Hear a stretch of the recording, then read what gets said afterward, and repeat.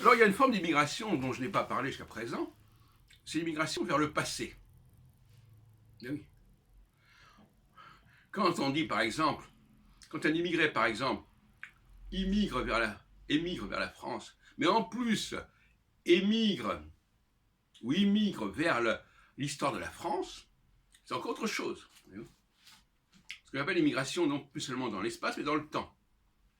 Je vais aller vers une époque, vers un pays, vers une époque ou vers un pays.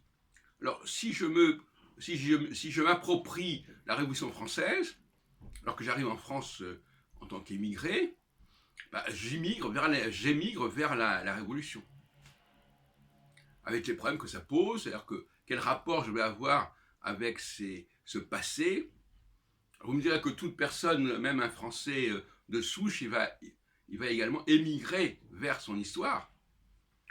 C'est vrai, d'une certaine manière. Un pays du XVIe siècle, c'est un immigré par rapport au XVIe siècle. Pour les gens du XVIe siècle, s'il arrivait du XXIe siècle au XVIe siècle, il serait un immigré. Et c'est un peu ce qui se passe de toute façon.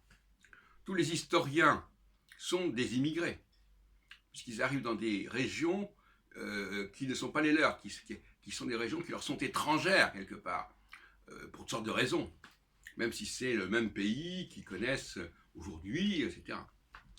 Donc je voulais rajouter à toute la série puisque je travaille sur une théorie générale de l'immigration vers le passé, c'est aussi important.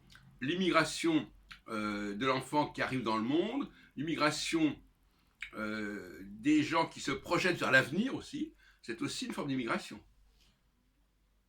Ben oui, le type qui se dit demain ça sera autrement, il se projette dans un futur qui correspond certainement à rien à ce que sera réellement le futur.